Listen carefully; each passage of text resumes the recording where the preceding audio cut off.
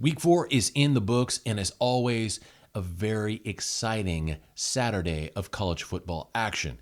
The big story, the game of the week, obviously, Tennessee defeating Oklahoma in Norman by a score of 25-15, spoiling OU's SEC debut. And of all the plots and subplots that were revolving around this game, I think the biggest story of them all is that Oklahoma ain't playing Kansas anymore. Because taking a look at the faces of the fans, the famous alums, even some players and coaches, there's this culture shock, this realization that Oklahoma's in the SEC now.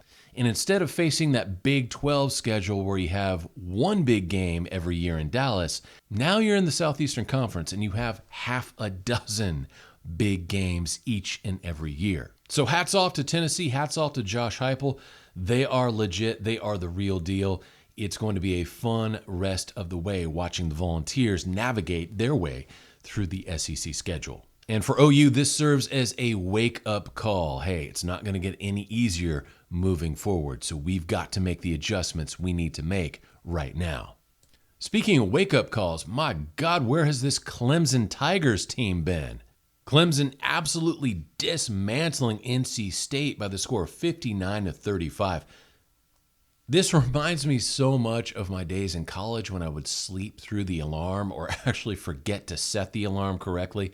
I'd wake up late and I'd go, oh my God, I'm late to class. Clemson kind of did the same thing. They were late for the 2024 season. They woke up during week 4. My gosh, this looks like a completely different Tigers team. Whatever you said, Dabo Swinney, before the game, whatever pregame speech you gave, do it again next week because Clemson all of a sudden looks like a contender for the ACC and for the college football playoff as well. And speaking about woes in the state of North Carolina, what in the world happened with James Madison yesterday?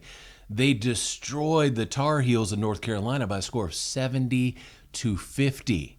Now, Matt Brown is one of my favorite coaches of all time. My first year at the University of Texas was his first year at UT, and I got to see firsthand how to rebuild a powerhouse program with class. So I'm always going to be a fan of Coach Matt Brown no matter what happens, but you have to wonder, man, what is going on in Chapel Hill? To drop a game at home in such a fashion to James Madison U, 70-50, there appears to be some major problems within the Tar Heel program. So hopefully Coach Brown can turn that around in the very, very near future. In the meantime, break up the Dukes because James Madison is making a statement that they want to be included in this college football playoff of 2024. In the Big Ten game of the week, Michigan with a dramatic victory at home over USC. Of course, most football fans noticed Kalel Mulling's dramatic 63-yard run, almost like the old Tecmo Bowl game, knocking guys off like popcorn, just trucking through the USC defense, and eventually leading Michigan to a 27-24 victory over the Trojans in Ann Arbor. Michigan seemingly back on track, back to their winning ways at just the right time as they hit their stride entering into the meat of their Big Ten schedule. Finally, Texas dominates at home against ULM, winning by a score of 51-3 in Arch Manning's debut as a starting quarterback for the University of Texas. Now, I thought Manning had a good game. He certainly had some errors and some areas where he needs to improve his performance. But I have to say this, the hype going into this game, declaring Arch Manning a Heisman favorite, was out of control and it was ridiculous.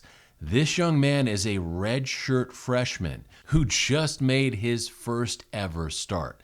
So let's shelve this discussion of Arch Manning winning the Heisman this year, and let's come back down to reality.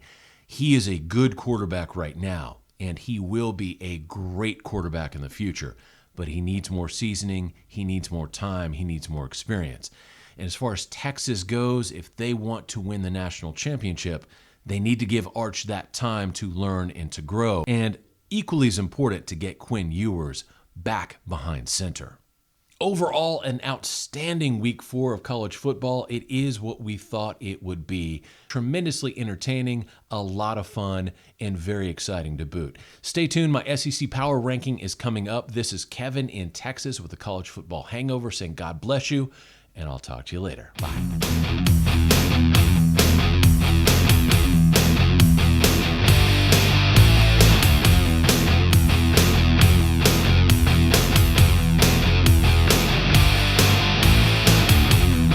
Patron thinks that I've gone insane.